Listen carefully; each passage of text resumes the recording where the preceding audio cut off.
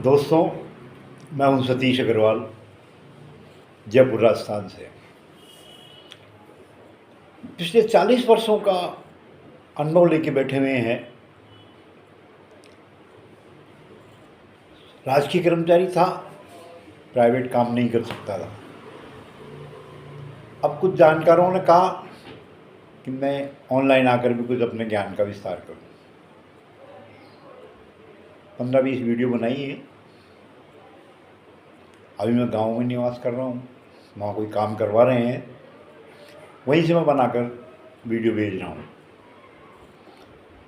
आप मकान का निर्माण कर रहे हैं या बना बना मकान आपने खरीदा है, दोनों ही परिस्थितियों में मैं जिन चीज़ों को आपके सामने पेश कर रहा हूँ, आप उन चीज़ों को रिकॉर्ड में रखिए, उनसे मिलाइए। क्या आप जो कुछ कर रहे हैं या कोई वास्तुशास्त्री करवा रहा है, उनमें या मेरे शब्दों में कोई फर्क तो नहीं है। MBBS की डिग्री पूरे इंडिया में एक ही होती है, चाहे वो राजस्थान में पढ़े चाहे वो बंगाल में पढ़े। पढ़ाई का पैटर्न लैंग्वेज से बदल सकता है, लेकिन उसके रूल्स कभी नहीं बदलेंगे। तो जो वास्तुशास्त्री आज जिस चीज़ को बता रहे हैं वो हमने 40 साल पहले ही सीख लिया था, लेकिन मजबूरियों की वजह से हम उस दौर को आगे नहीं ले जा पाए। आज वास्तुशास्त्री बहुत सारे नए नए इलाज करने लग गए। मैं कई बार उनकी वीडियो देखता हूँ तो वंडर करता हूँ, ये चीज़ वास्तुमंडल में कहाँ से आ गई। टेपिंग का लगाना, अगरबत्ती का जलाना, ऐसी मिलते जुलते बहुत सारी चीज़ें ऐसी हैं जो आज से कम 50 साल पहले कोई अगर पुस्तक प्रकट हुई है, प्रिंट में आई है, तो उसमें उन चीज़ का उल्लेख नहीं था। और 50 साल के पहले की पुस्तकों में तो प्रश्न ही नहीं उठता, क्योंकि वो सारी 98% पुस्तकें संस्कृत में प्रिंट होती थी, और जो हिंदी में भी प्रिंट होती थी तो वो देवनागरी हिंदी ऐसी होती थी एक सामान्य आदमी उसको पढ़ भी नहीं सकता। आज अपने वास्तुशास्त्री से आप मिलिए, अचानक से प्रश्न पूछिए कि 1 से 10 तक आप गिनती लिख दें हिंदी देवनागरी भाषा। अचानक पूछें और अचानक कहें, आप उसे नहीं कर पाएंगे। 100 में से 95% लोग 1 से 10 तक की गिनती नहीं लिख पाएंगे। कारण क्या है कि जो शब्दावली और वर्ड्स जो चलते थे आज से 50 वर्ष पहले, उसको हमने बुला दिया है। उस चीज़ से अलग हटके हमने नए ज्ञान का आविष्कार कर लिया। इसी तरह इन वास्तुशास्त्रियों ने पढ़ाई तो बहुत अच्छी कर ली किताबी ज्ञान की, लेकिन पुराने जो आचरण थे, नीतिगत रिचुअल्स थे, उनमें इन्होंने बदलाव कर दिया। हो सकता है अपना अनुभव उन्होंने लिया हो, मैं उनकी बुराई नहीं कर रहा हूँ। हर आदमी अपने अनुभव से आगे बढ़ता है। एक जन्मपत्री देखने वाला 200 रुपये में जन्मपत्री देखता है, एक ज्योतिषी 2000 रुपये में भी जन्मपत्री नहीं देखता। कारण क्या है कि दोनों के अनुभव में अंतर है। जो 200 रुपये लेकर जन्मपत्री देख रहा है उसको साधारण ज्ञान होगा, और जो 2000 रुपये लेकर के जन्मपत्री देख रहा है उसे बहुत सारा जन्मपत्री का ज्ञान होगा। किस भाव में कौन सा ग्रह कितना असर कर रहा है, कौन सा बुरा ग्रह किसी नीचे स्थान पे बैठा हुआ, कभी अच्छे स्थान पे बैठा हुआ, ये सारी जानकारियाँ, छोटी छोटी जानकारियाँ ज्योतिष की उस अनुभवी आदमी के अंदर जरूर होंगी, जब भी वो इतनी फीस ले रहा है। तो अपनी काबिलियत से ये लोग बहुत ऊंचाइयों तक बढ़ गए, और इन्होंने जो नए नए आविष्कार किए वो भी फलीभूत हो गए, और वो एक नियम बन गए, दूसरों के लिए एक दृष्टांत बन गए कि अगर आप भी ऐसा करेंगे तो निश्चित है आपको सफलता मिलेगी, और मिल रही है। उन्हीं में से कुछ उपायों को कई बार मैंने भी आजमाया है, मैं भी करता हूँ, मुझे भी सफलता मिली है। आज से 50 वर्ष पहले एक शब्द सुना होगा आपने, सरसों का। सरसों, तुलसी के पत्ते, लौंग, काली मिर्च, सिंदूर, इन चीज़ों के साथ में जब वास्तु रेमेडी की जाती थी तो बहुत बड़ा रिएक्ट होता था, और बहुत जल्दी रिएक्ट होता था काम।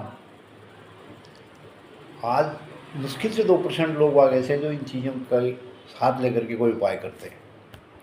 नहीं, ये उपायों में इन्होंने अपनी किताब से, अपनी पुस्तक से, अपने समाज से इन चीज़ों को हटा दिया।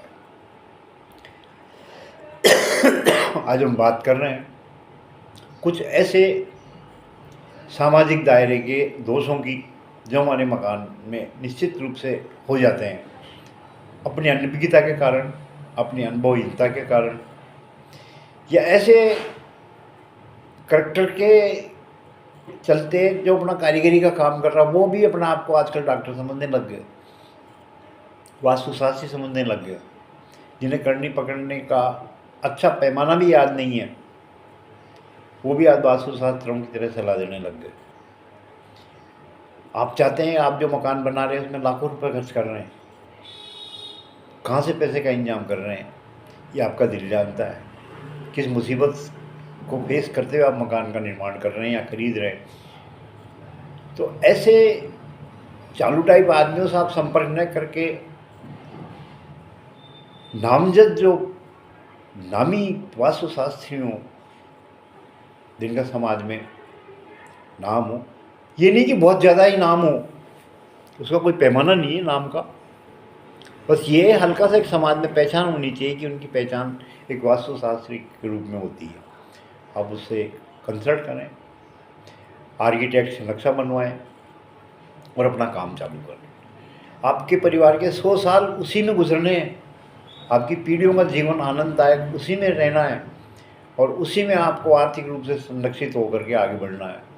ये तमाम चीज़ें जब आप सोचेंगे शांति से बैठ करके, तो आपको एहसास होगा कि वास्तुशास्त्री की सेवाएं आपको लेनी चाहिए। आज हम बात कर रहे हैं, हमारा मकान किसी भी दिशा में हो, वास्तुशास्त्र के बहुत सारे सिद्धांत ऐसे हैं जो हर दिशा में एक समान लागू होते हैं। उदाहरण के तौर पर आज के वास्तुशास्त्री ब्रह्मस्थान के बारे में बिल्कुल नहीं बोलते हैं। उसका कारण ये है कि या तो ज़मीन खरीदने वाले लोग बहुत छोटी ज़मीन खरीदते हैं और इसमें ब्रह्मस्थान बन ही नहीं पाता, या फ्लैट सिस्टम है जब ब्रह्मस्थान की कीमत पहली मंजिल से ही समाप्त हो जाती है या कर दी जाती है।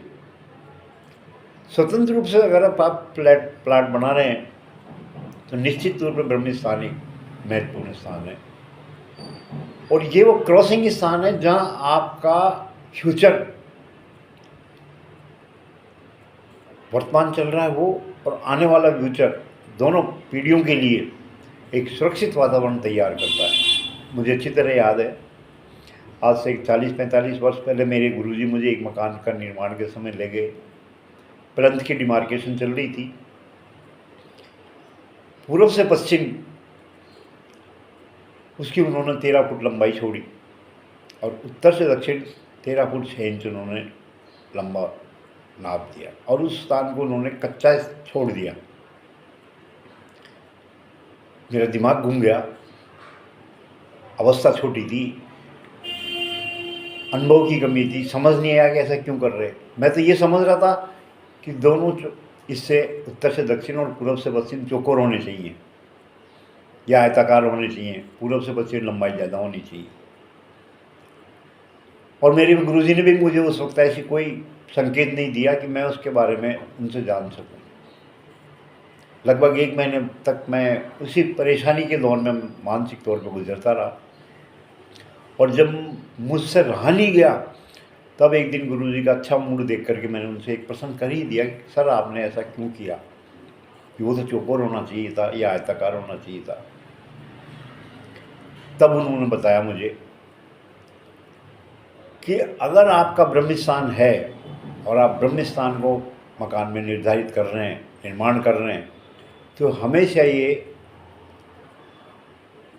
जिस तरफ रोड हो, आपका मुख्य द्वार हो, उस तरफ मुंह करके खड़े होंगे जब आप चौक में, सेंट्रल स्थान में, तो ये भुजा पसार होना चाहिए। भुजा पसार का मतलब उस दिन मुझे समझ में आया कि हमारी भुजाएं जितनी चौड़ाई में फैलती है उतनी पूर्व से पश्चिम में नहीं फैलनी चाहिए थी। पूर्व से पश्चिम उन्होंने 13 फुट का छोड़ा और उत्तर से दक्षिण में 13.5 फुट का, 6 इंच का उन्होंने डिफरेंस डाला। वो वास्तु के हिसाब से ब्रह्मस्थान के लिए ऐसी अंतिम स्थिति थी जिसे दुनिया का कोई भी वास्तुशास्त्री काट नहीं सकता, और ना उसमें कोई खराबी आ सकती, ना उसमें कोई वास्तु दोष उत्पन्न हो सकता। उसी दौर में मकान मालिक ने हमारे गुरुजी को ये कहा कि सर हमें यहाँ टैंक बनाना है, एक बाथरूम भी हमें बनाना है, सेफ्टी टैंक भी बनाना है, ये लंबा चौड़ा स्थान खाली है, ये तीनों चीज़ें हम यहाँ इसमें सेट करवा देते हैं। हमारे गुरुजी के उनके बीच में काफ़ी डिस्कशन हुआ, मैं चुप रहा, तो हमारे गुरुजी ने टोटली इन तीनों चीज़ों के लिए बिल्कुल उनको मना कर दिया, और ये कहा कि अगर मैं काम करूँगा तो सिर्फ मेरी इच्छा से करूँगा, मेरे तरीके से काम करूँगा। आपको अगर काम करवाना है तो आप मेरे तरीके से काम करवाएं, या अन्यथा आप किसी दूसरे पंडित को बुक कर लें। उन्हीं को ये मंजूर था। मेरे जो गुरु थे उन पर बहुत ज़्यादा उनकी विश्वास थे, और अंत में उन्होंने कहा कि गुरु जी जैसा आप चाहें वैसा आप करवा लें। सबसे सर्वप्रथम तौर पर हमारे गुरुजी ने उस पूरे चौक के स्थान को 3 फुट तक खुदाई करवा के उसकी मिट्टी को बाहर फेंकवा दिया, वहाँ नई मिट्टी का व्रत करवाया, पानी का छिड़काव किया, काफ़ी पानी डाला गया उस जगह पे, लैट्रिन बाथरूम का, सेफ्टी टैंक का, वहाँ उन्होंने कोई पदार्पण नहीं करवाया। मसला सेफ्टी टैंक का हो रहा था उस वक्त, 40-45 साल पहले प्रश्न चालू ही हुआ था।